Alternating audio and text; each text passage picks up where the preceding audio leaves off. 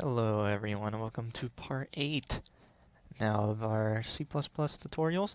And last time we went over while loops. If you don't remember, a while loop is, well, it's a loop, and it says at the beginning of the loop, while blank some kind of requirement. So in this case, choice is not equal to 3 was the menu that we made, and as long as choice didn't equal 3, it would continuously loop and run whatever code was written in between these two curly braces. So that is what we went over last time. We went over what's called a while loop. Now, this time, we're going to go over something called a for loop. So what does a for loop look like? It's a little different than a while loop, but not too different. So I'll just write one real quick and then we'll see what it means. So it says for, and then we create an integer, and you can name it whatever you want. It doesn't have to be I, it can be Q, it can be Tom, it can be whatever you want.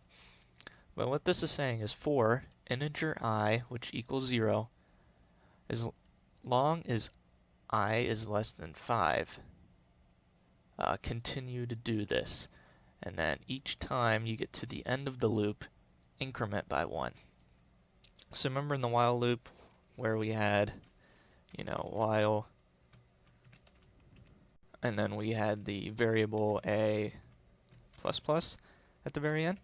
Well, this is kind of like that, except you don't need this now. It does it for you. So once it reaches the end of the loop, it'll increment I. So just a little visualization, maybe I'll have it type it out, the value of I. So go ahead and run this. Okay, so I started off as 0, like we made it, and I is less than 5, so it's C out I, which would be 0. And then once it reached the end, this last parameter here says I plus plus, so it'll increment by 1. And you can see it did, because the next one's 1, and then 2, and then 3. So when you're writing a for loop, there's 3 different things you got to put.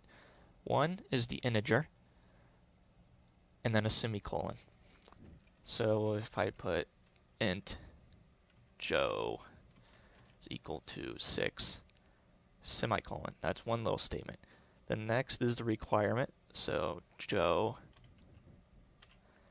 is less than 7. And then the last one is the increment, or decrement, I guess. You can do both. If we want to do Joe minus minus, actually let's do that.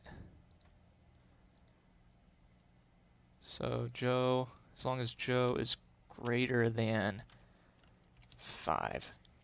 So let's think about what we're going to see when we run this. So Joe is equal to 6, so the first thing it's going to do is put 6, because 6 is greater than 5.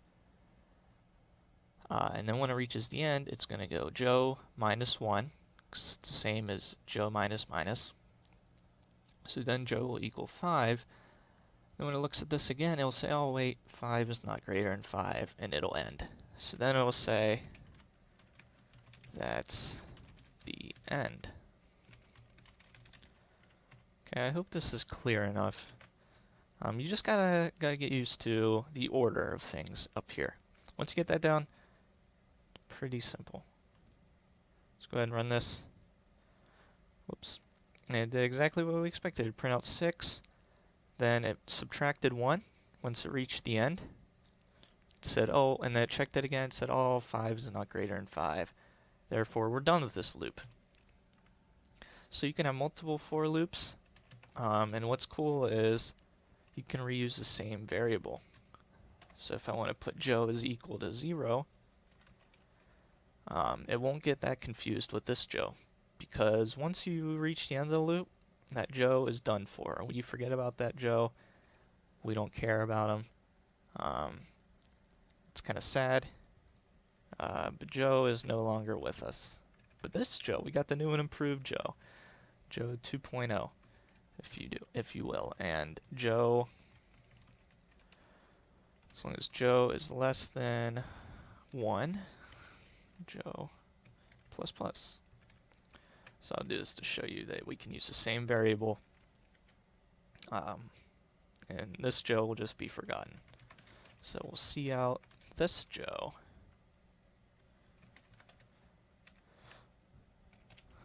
And we'll go ahead and, I gotta exit this, and run this. And we'll see. Does not matter. There we go. So we have this Joe, which was 6. And then once it reached the end of the loop, it just said, see ya, Joe, you're out of here. And then we came to this for loop, we created a new Joe. This is the new and improved Joe. And then it printed out 0 for that Joe. And then it said, oh, we're done with this loop. Then that Joe got deleted, and now we're all the way here. That's the end. So for loops, yeah, they're a little trickier, I'd say, than a while loop.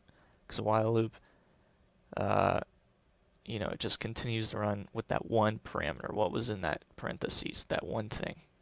But this has 3 different conditions, I guess.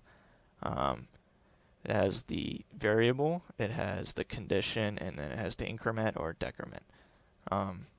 So yeah, you can go ahead and play around with this and get used to how it works. Get used to writing one, because you will probably see them a lot. I'm just guessing. So anyway, that is a for loop, and yeah, thanks for watching.